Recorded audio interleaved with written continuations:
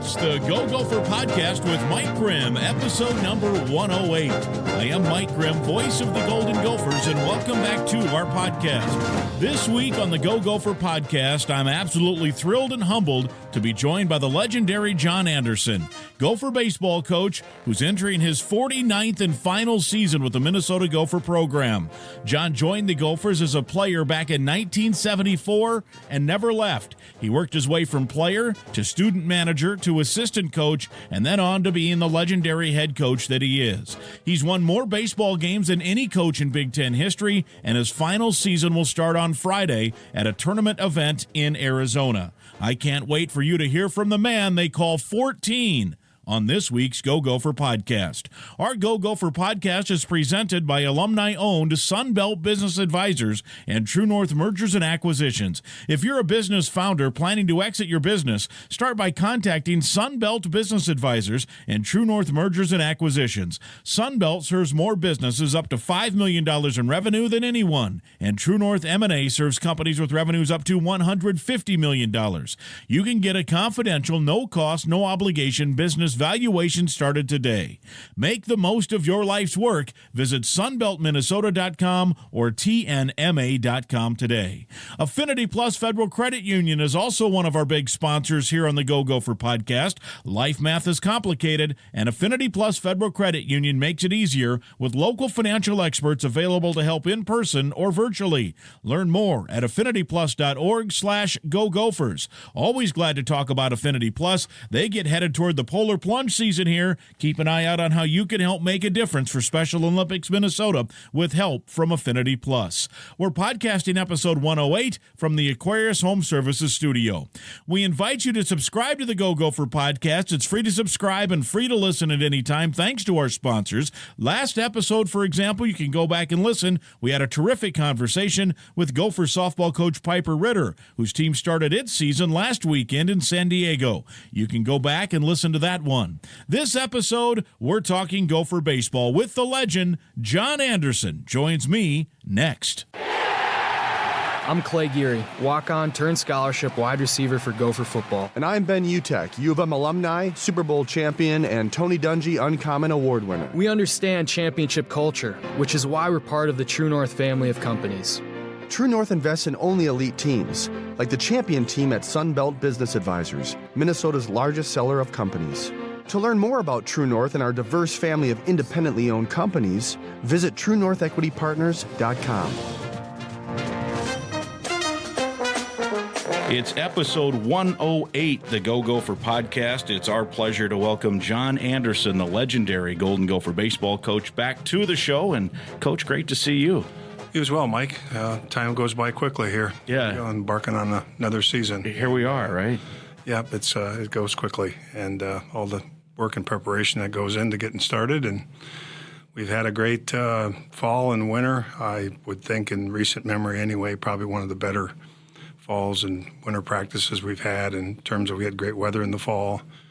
We've had a group of guys that have had a growth mindset, been very coachable. They want to grow and learn and get better, and culture's been strong, and they had zero problems in terms of level of commitment. So from that standpoint, all the intangibles, they've been good. And probably most importantly, we're the healthiest we've been in probably the last 12 months. We went through a rash of injuries, especially on the pitching side last year.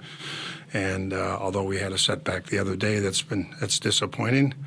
Noah Rooney, who probably was going to be our closer, left-handed pitcher, had to shut down the last few weeks of the season last year with a bicep tendon issue, and rehabbed all summer and all fall and was back throwing the ball extremely well, 93, 94, and really a guy on our staff you'd hate to lose. And he's just had another tweak in different part of his arm, and so we're going to have to wait 2 or 3 weeks here, see if we can rehab him at all.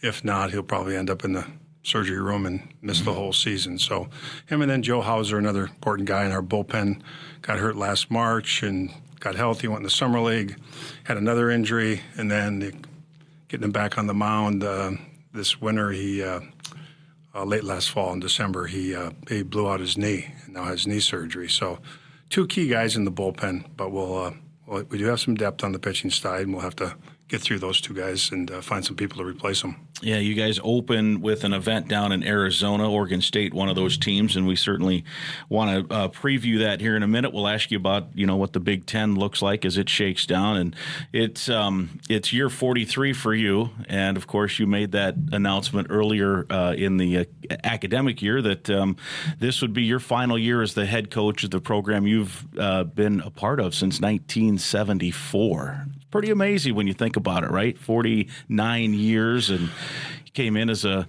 youngster from, Nashwauk-Keewatin High School. Nashwauk-Keewatin High School, up on the Iron Range. It's amazing. Lunch bucket and the hard hat guy. But yeah, tell people I didn't do an 8th grade career paper on being a Division I baseball coach for sure. Matter of fact, my mom, I did it on being a priest at the urging of my mother.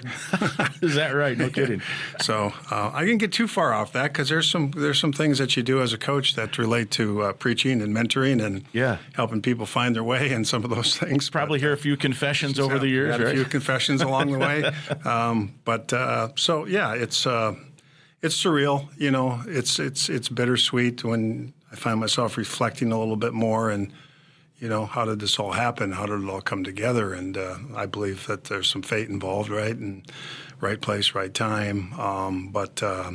Incredible journey. Never would have, thought that this was where I'd be. This fall would have been 50 years on the campus, and that in itself, to be able to stay at one place for that long doesn't happen very often. But again, I've been blessed. It's been an honor and privilege to wear the M and be a part of this historic program, the oldest sports program at the University of Minnesota, Gopher Baseball. And if you think about it, there's only been 4 coaches in 90 years. So you talk about stability and leadership. And then the chief, Dick Siebert, George Thomas, and I, we're all connected. And Frank McCormick was before the chief. So we're all connected. George and I and Chief are all connected. So I think there's been those connections have maintained through the players that they have coached and the alumni that played in those programs. And so because of the connection between the 3 of us. And so, crazy stuff, but quite a journey. And I will cherish the wonderful relationships I've built with so many former players, alumni, people in the community, other colleagues in the game, people I've met through the game, and those memories and experiences and the fondness for the times we spent together will be the most important thing that I'll take with me. Think about, you were 26 years old when you got hired as a head coach. I'm not sure that happens in today's way things are done today with administration and different things, right? No, that wouldn't happen today. I mean, I had no head coaching experience, and people ask me all the time. I said, and it's probably accurate, Paul Giel was the athletic director. He was an All-American in baseball, one of our most decorated athletes in the history of Gopher athletics, as a runner-up for the Heisman Trophy, and from Winona, Minnesota, of course. And I tell people all the time. Actually, the summer of '81, George Thomas and I, when George took over after the chief passed away in the fall of '78. George was going to be the head coach a few years earlier because the mandatory retirement age was 65. And so George used to head up the old, called the Williams Fund, which would be the Golden Gopher Fund. Yeah. And they said, we got to bring somebody in a year in advance to take over the Williams Fund. And so, George, why don't you go work on the outside in sales and coach, and then when the chief retires, you'll become the full-time coach. And they didn't have a position, full-time position, I guess, in that regard. So that's what happened. And then they changed the retirement age when Chief was 65 that year. And I think that was 3 years earlier. And so George had gone to the outside, and then Chief passes away. And then Paul says, George, why don't you just continue to work on the outside and do it part-time? I was a graduate assistant. I was selling air freight for Emory Air Freight. It was part-time. And we both stayed on as part-time and worked on the outside and tried to run a baseball program. And I think that got old for George after 3 years, and he just decided, I can't do this any longer. And I was going to get out that summer because for the same reason, I can't do both things. I got to get on with my life. Emory was getting tired of me doing both. They offered me a multinational sales position. And then George calls me in the late July, early August of '81, says, I'm leaving. I recommended you to Paul Giel. Paul Giel calls me up. We have a conversation. He said, I've seen a lot in you. I know you've been around the program, but really honestly, I was available and cheap. So I think that's really what it comes down to. Oh, my goodness, yeah. Paul there wasn't the money that you have from the Big Ten TV network and all the different sources today. I mean, he was out speaking every night for nickels, dimes, and quarters. Funny story, one time I told him, we need new uniforms, Paul. Our pants got holes in them, so on and so forth. Can you help me out? Early in my career, probably 83 or so, somewhere in there. And he's pulled out his drawer and he says, well, I got $600 down here from speaking this week. Can you use this to buy some uniforms? So, and I continued to work on the outside and coach the team. And, I was 26. I had 3 Steinbach brothers on that team, Terry, Tom, and Timmy. And Timmy was transferred from River Falls where he played hockey and baseball. And he was like 23. I was 26. So there wasn't a big separation in age here. Yeah. And no head coaching experience. And I'll be honest with you, it was scary early on. I mean, the history and tradition is daunting, kind of haunchy at times. I don't want to be responsible for screwing it up, right? And so off we went, and fortunately we came back after being about 500 most of the year and had to win 7 of our last 8 games to get in the Big Ten tournament. We were in divisions back then, and then lost the first game of the tournament, came back to loser bracket, won the league. We were Big Ten champions, and there was critics that year. Mr. Hartman, Sid Hartman, he thought I was too young, and Paul should get rid of me, and I think, what was his name, Don Riley over in St. Paul was pretty critical, and as a matter of fact, we lost a doubleheader to Iowa in '82, and Dwayne Banks had come over, the coach at Iowa, afterwards, and said, "John, I was a young coach, and it was first few years were difficult, and I remember losing a doubleheader to Minnesota, and Dick, the chief, came over, put his arm around me and said, hey, Dwayne, you're going to be a good coach. Stay with it. And Dwayne did the same for me, and that was important. Then that night, Paul Gill called me at home and said, I know you're getting criticized. You're going to be my coach.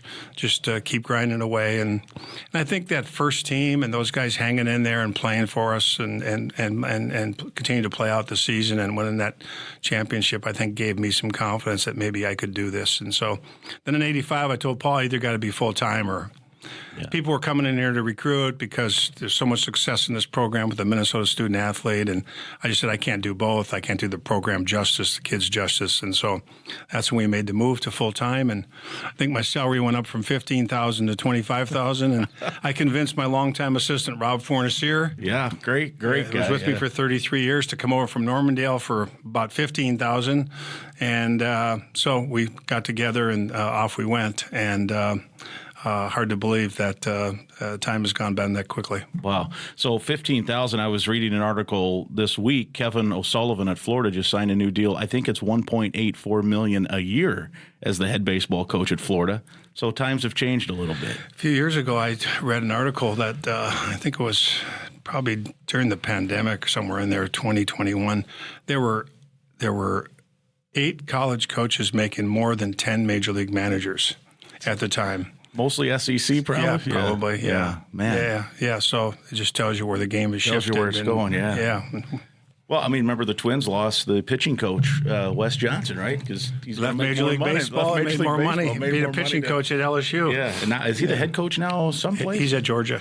Yeah. So anyway, you're right. Times have changed, and the North and the South and all that stuff is still a theme maybe in college baseball. We don't have time to probably go clear down that path at some point. We maybe can. Why was now the time, do you think, for you? What went into all of the decision making there? It's not something I think you just wake up one morning and say, I'm going to retire. I've always said I didn't want to stay too long.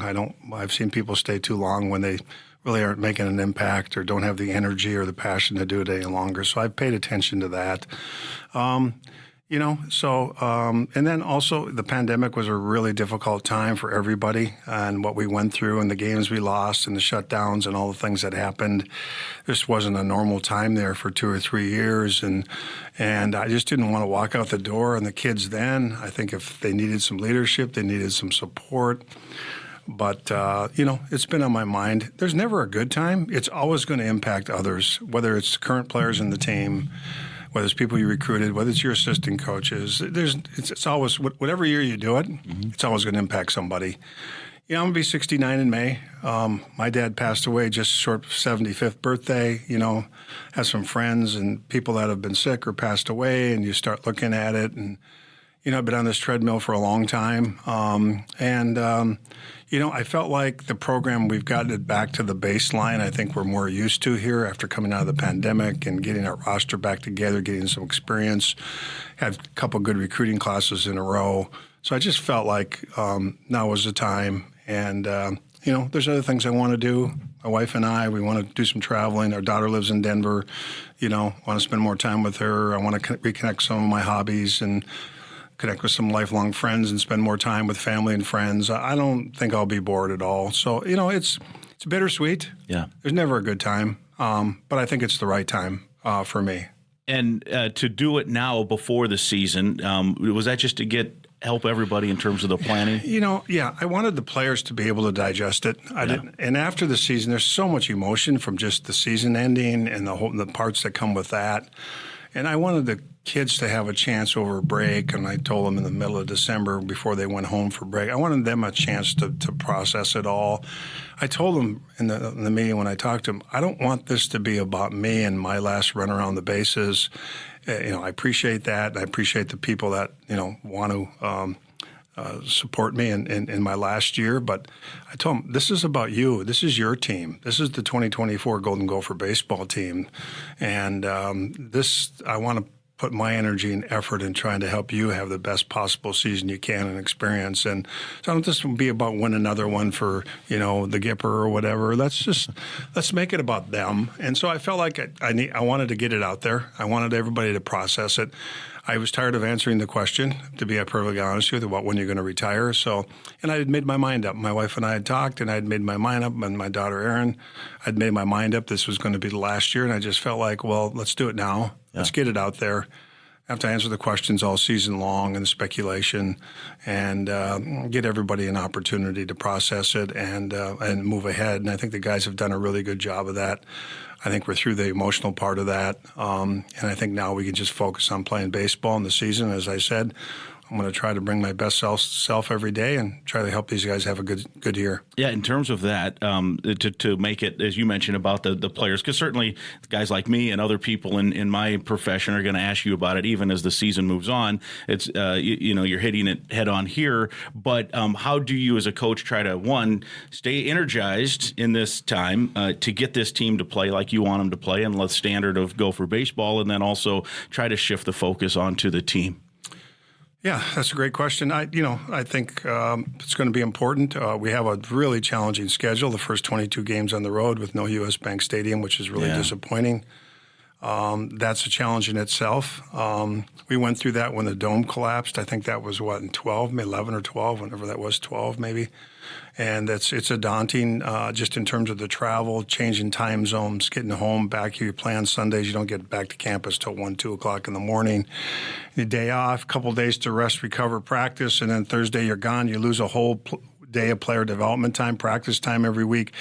So, yeah, I've thought about that. I really going to have to do a good job. Number one is for myself, rest, recovery. I really want to bring my best self, and I think I'm preparing myself for that as best I can. And, like as I said, my focus isn't going to be on me and my last year. My focus is going to be what can I do to make this team the best possible team it can be, and we can have the best year, and they can have a great experience. The program's been about stability. Look at, 4 head coaches in 90 years.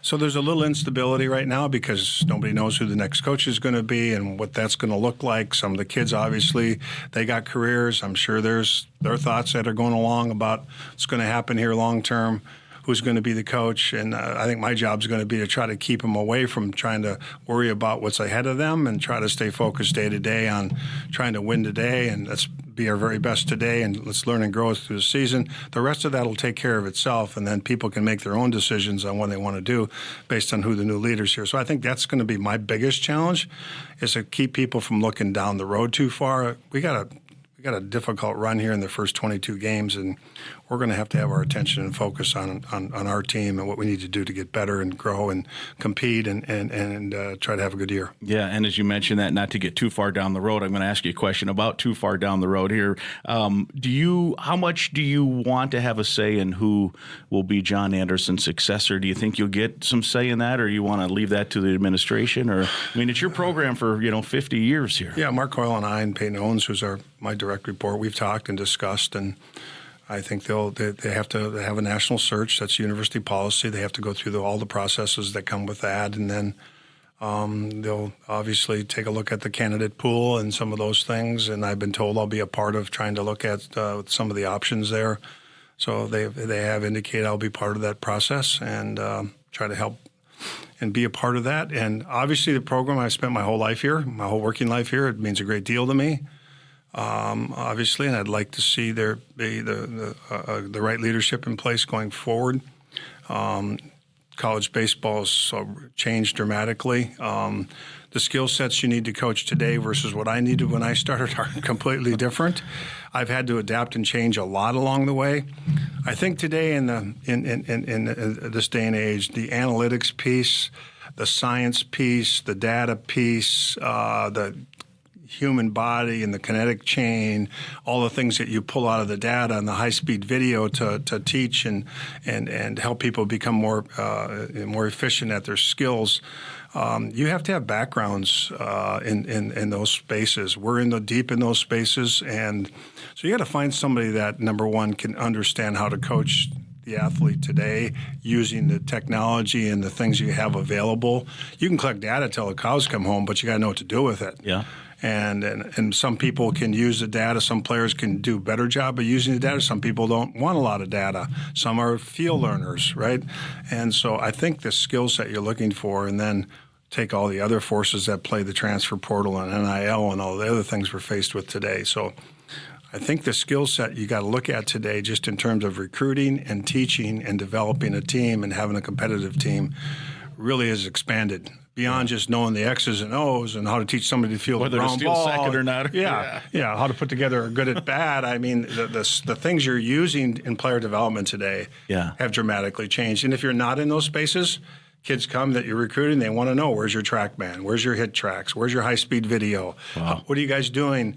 We have to put together presentations and show them the things we can do to help them improve their skill set in their game, try to help them be a dominant player at this level and maybe play at the next level. So all those pieces are in play, and you have to have people that are efficient in being able to utilize the technology and then be able to take the data and help players develop and get better, and I think that's what you're looking for. How has it changed, too, from I'll just use this as an example because it's my own personal experience, but the change from, kids, particularly in Minnesota, that maybe played high school and some Legion ball and weren't maybe exposed, and now you've got these club teams now, and I'll use the Minnesota Mash just as an example. My son, I remember we first started, this had to be 2010, 2011. A couple of former Gophers, in fact, are part of that. We're in like 2 cages in this crummy little building in Burnsville, and they're doing great instruction for my 10 and 11, 12-year-old son as they work up through.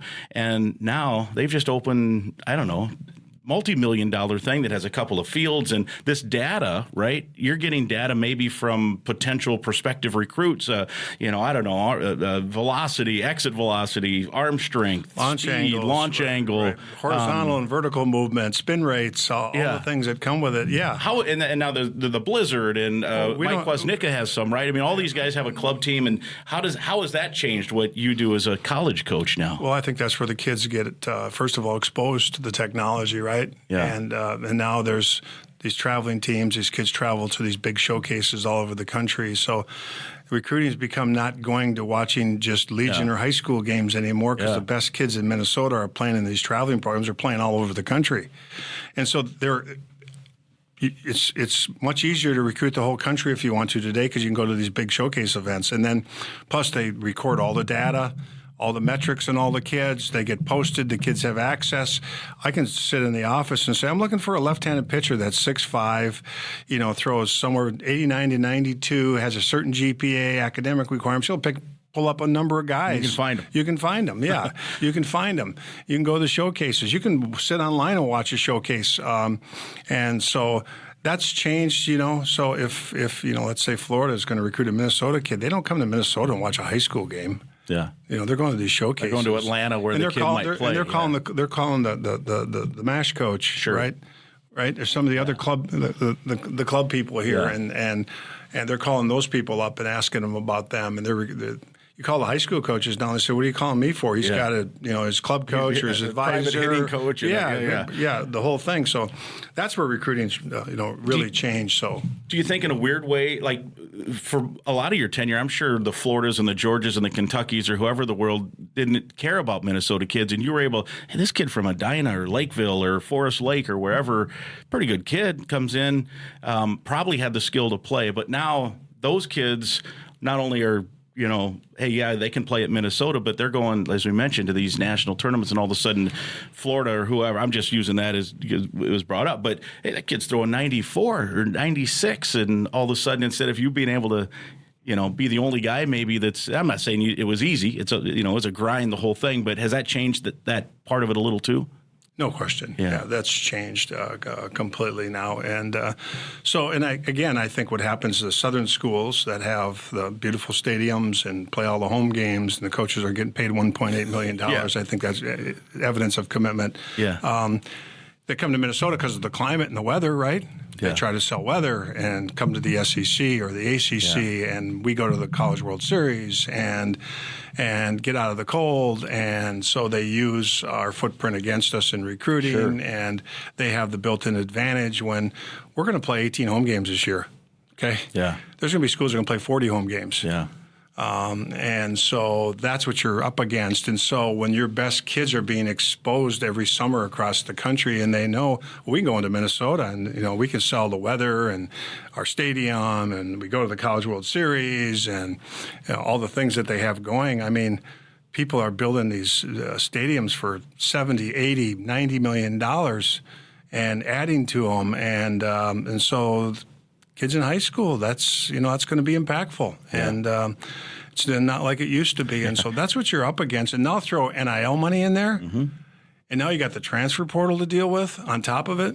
I mean, LSU won the National Baseball Championship last year, and they had $100,000 in NIL money in their team. They recruited all these guys out of the portal.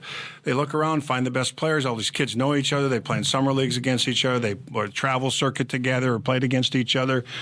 And hey, there's a good shortstop at Minnesota, and somebody know him. Can you get a hold of him? Tell him to go in the portal. We got money, and we want to build a team and win the national championship. And that's what LSU did. They built a team through the transfer portal with NIL money. They got the number one pitcher in the draft, the Sinus kid. They got out of Air Force, gave him $100,000, left Air Force. Could leave after 2 years. You can leave, get out of your commitment. Went there, and he's the number one pick in the draft. Yeah. And so you're faced with that as well. And what's going to happen, some of the mid-majors, especially schools in the northern part of the country like us, if Max Meyer was available today, who was a freshman All-American in 2018, who was the third pick in the draft, right? If there was NILs then. He'd walk in my office and say, I got 10 deals here.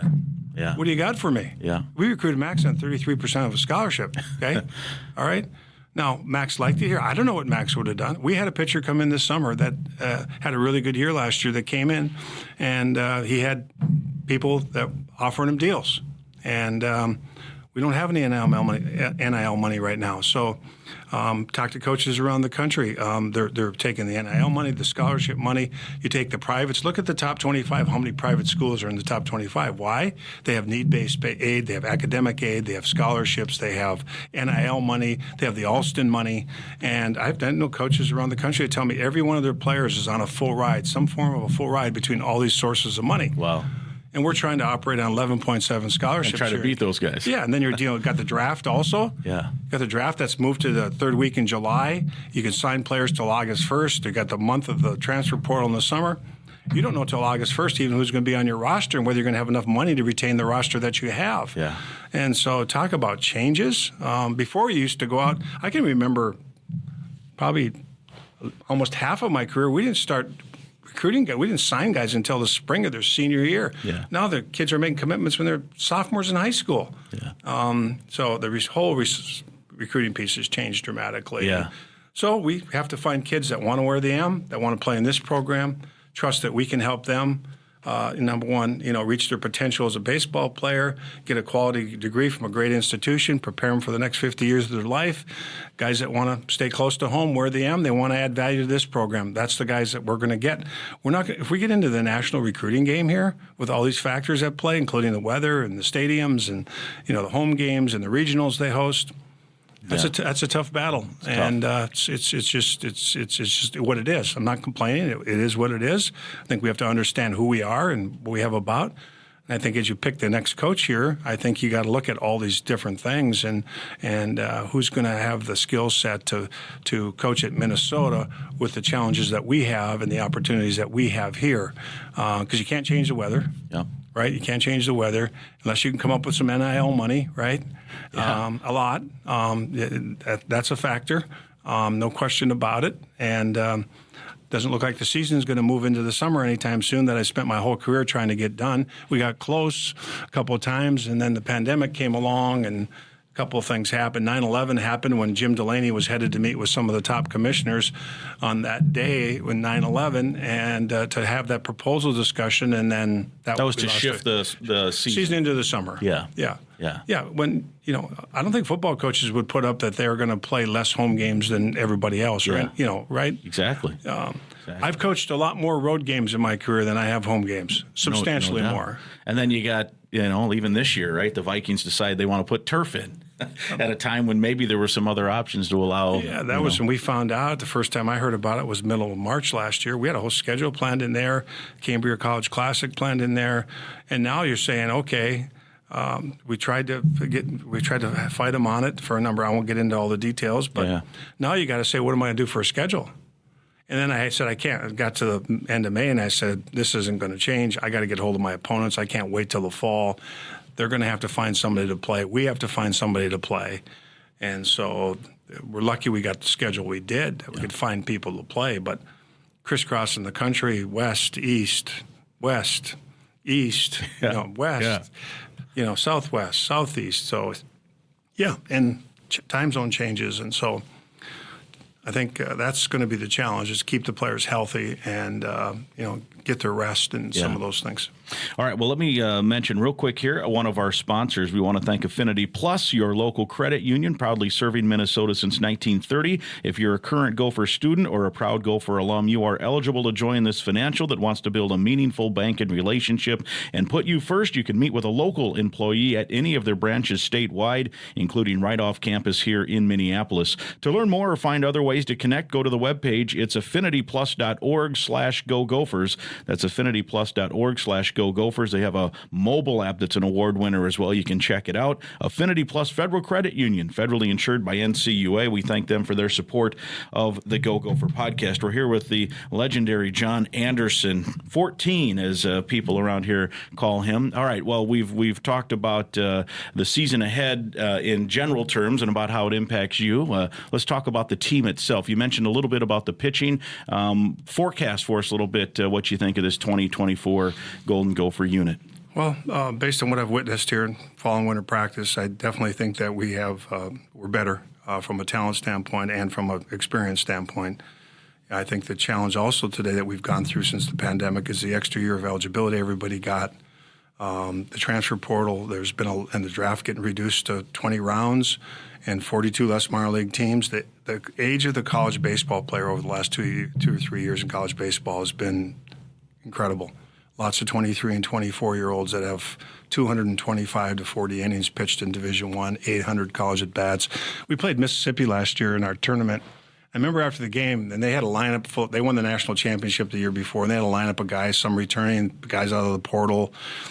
I went back and looked at how many career Division I at-bats they had, and they had like over 3,000 in their lineup, and I looked at ours, we had 1,200. Oh, my goodness, yeah. So that's the other thing that's changed. I don't think the talent level in college baseball the last few years has ever been higher because of the things I mentioned. And so if you're going to compete in our own league or nationally at all, you got to have experience. And I think we're finally getting to the point where we have enough guys that have played enough, both in Division I baseball and summer baseball, had enough player development time now that I think I can see us making a shift to where we can be more competitive, a little more consistent in terms of executing the fundamentals of the game. People have made adjustments in terms of the competitive environment and how to manage their experiences and their emotions and deal with adversity and failure, all the things you have to go through. And that's why I say it takes a couple years for players to figure it out, and then hopefully you get a couple good years out of them. And I think we're at that stage. We're healthy on the mound, except for the two guys I mentioned, the two Tommy John freshmen last year, TJ Egan and Sam Kennedy. Sam Kennedy's further along. TJ's not quite ready. He's not ready to come back and help us, but Sam will help us. He was a Gatorade Player of the Year his senior year in high school. He can help us this year. It's going to be a slow process to build him up, but I think we're healthier all the way around on the mound. We have more depth. We picked up 3 players out of the transfer portal. Because of the injuries we had on the mound, we had to protect ourselves, didn't know who was going to be able to come back. Big loss last year was Will Sim, who didn't pitch at all, was one of our big arms, had a shoulder issue. He's back. I've never seen him pitch better than he has in practice, so he'll be one of our starters. That's a real plus. Tucker Novotny was our Friday guy last year, did a really good job for us as a sophomore, kept us competitive in most games, gave us a chance. He'll be a junior now. He has that experience, went out and pitched a little bit in the Cape this summer, Cape Cod League. And then Connor Wheatgriff, who was our big left-hander out of the bullpen last year, who came from junior college, Prior Lake young man, is really had a good year last year, and in my opinion, he's improved from last year, and he's got a chance to be a high draft. He'll be one of our starters, and so I think we've added some pieces. I think a Seth Clausen, who's going to be a junior now, has finally found his way on the mound. Will probably be a back end of our bullpen now as well. And, Chris Hokinson is a two-way guy for us, left-handed pitcher, outstanding defender in right field. He's had enough at-bats. He's going to pitch more for us this year, especially with the loss of Rooney, a left-handed pitcher. He's going to have to pick up some of that space. So I think we have more depth on the pitching staff. We have more options. We added a left-handed pitcher from Oregon State, Justin Thornsteinson, that is going to help us. Tommy Gross from Creighton, a young man that we really feel like can help us and probably be, play 4 games, 2 weekends, probably be one of our starters as well. And then Nick Argento from Wayzata has been at North Carolina. He's been hurt his whole career. He's finally healthy, starting to find his way. I think Nick will get better as he pitches more. He hasn't pitched any Division I baseball, but there's stuff there. I think he can add some depth to our roster as well. But I think there's pieces there in our team here, pitching-wise, that we can have a deeper and more talented pitching staff, which to me is the most important part of the game. And we got to play better defense than we did last year. We have to play better defense than we did last year. You can't win at this level unless you can play defense and throw strikes. And I think those are the two things. I think we have 5 or 6 guys in the lineup that have enough experience that we can put together a productive lineup, but we got to be able to eliminate the freebies, the free bases. We got to throw strikes and play good defense, and I think we'll be able to put together an offense that can win some games for us. Yeah, you mentioned the offense and the batting order, and putting that together. You can catch and throw on the defense, and pitch and throw strikes, so then score some runs. How are you going to score some runs? What do you got? What do you like about the? We have athleticism. I really like the athleticism in our team. I think you're going to see us run. I think you're going to see us put some pressure on the offense. I think you're going to see us do some of those things because I think we have enough guys with some speed and athleticism. I think we're going to try to steal some bases. I think we'll utilize the short game some, get guys in motion, do some different things. So I think we have a very athletic team, and we're going to have to use our athleticism on offense to generate runs.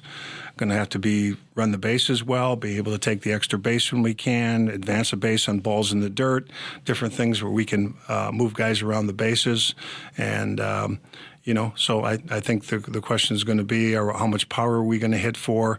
We'll have to see how that develops as the year goes along. But I think I do think the athleticism to me jumps out at us. Brady Council's a junior now, very athletic, good base stealer. We lost Brett Bateman, the top of our lineup, that was really a dynamic player who got drafted and signed, and so he's a loss for us. But I think we have some people in that lineup. Jake Perry's a junior now. And so he's, in my opinion, ready to make the next step in his career at third base. So we got to settle on the shortstop position. Right now, Ike Mazinga played a lot there last year, him and Jake Larson. I think we still have a battle going on there. I'm not sure that position has got to settle down defensively. So I think whoever plays the best defense, really been impressed with the freshman we brought in from Cold Spring, Jack Spanier, shortstop, who's a quarterback out there, basketball player, three-sport guy, athletic, had a chance to go to St. John's and be a quarterback there, very athletic. He's going to press for some time there, but I think whoever plays the best defense is going to win that position, and I think they've all improved over the fall and winter, and it's going to be an interesting battle there to see how that plays out. Right now, I think Ike will get the first opportunity out there, but between Jake Larson and Jack Spanier, we're going to try to find the guy that can play the best defense for us.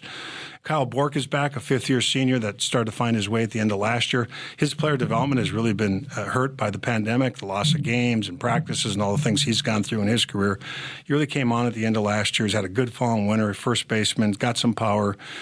He might be one of the surprises. And then Sam Hunt behind the plate, a switch hitter. We lost him last March. He went to Vanderbilt out of high school, St. Louis Park kid. Worked his way back here. This is his second year back here. Busted his finger last year. We lost him from March. For the rest of the year, he's a switch hitter. Really improved since last year. Has hardly played any college baseball. I think he has a chance to be a surprise for us. He'll share the catching duties with Weber Niels, who was probably our best freshman last year, had a really good year for a freshman, played first base and caught. I think those two guys will share the catching responsibility. So I'm encouraged by some of the options that we have. Yeah, very good. Well, I always like to mention when you get the chance, maybe there's some Twins fans that are going to be in Fort Myers here in a couple weeks. They'll get a chance to see your team, and that's always got to be a fun event down at Hammond Stadium. I guess that'd be, the 23rd? Is that right? Yeah, the 23rd, yeah. Every 2 years, the Twins have been a tremendous help to this program, the Pohlad family and Dave St. Peter, the entire organization. They've been so helpful to us over the years and supported this program and give us the opportunity to play this exhibition game every 2 years. What a treat for the kids, especially many of them are Twins fans, right? And to play that game, and it's a special way for us to celebrate our partnership and relationship and trying to foster and grow amateur baseball in the upper Midwest. And it seems like when the Dome went down that year, the first call I got was from Dave St. Peter, and how can we help you? They let us play over at Target Field. I think we've had a great relationship. Started way back with Dick Siebert and Calvin Griffith. The Griffith family were very close. So there's been a long time history and partnership between the two organizations that I think has served amateur baseball, but I know they've helped our program a great deal, and we're fortunate because not every major league team would treat a college program the way the Twins have. They're first class in so many ways. So it should be a fun evening again to play that exhibition game and celebrate our partnership and our special relationship we share. Yeah, no doubt about it. Well, it's Arizona this week, so enjoy the sunshine and the competition, and it'll be fun to get the season going. Thank you, Mike. It's always a pleasure to be with you. All right, there he is. He's the legend, John Anderson. It's episode 108. My thanks to Gopher baseball coach John Anderson for joining me on this week's Go Gopher Podcast, episode 108. A busy week for him. I hope you enjoyed hearing about the upcoming season and John's decision to step away at the end of it as much as I enjoyed hearing from him. The team goes to Arizona this weekend, and before you know it, there'll be home games on campus soon. Episode 108 is presented by Sunbelt Business Advisors and True North Mergers and Acquisitions. If you're buying or selling a business, visit sunbeltminnesota.com or tnma.com. We're also partnered with Affinity Plus Federal Credit Union, a locally member-owned full-service financial invested in you. You can learn more at affinityplus.org/Go Gophers. That's affinityplus.org/Go Gophers. Again, I'd invite you to listen to past podcasts, and right now, please click that subscribe button to the Go Gopher Podcast. It's free to subscribe and free to listen at any time. And please share the link to this podcast with others so they can subscribe and listen as well. We'll talk again next week.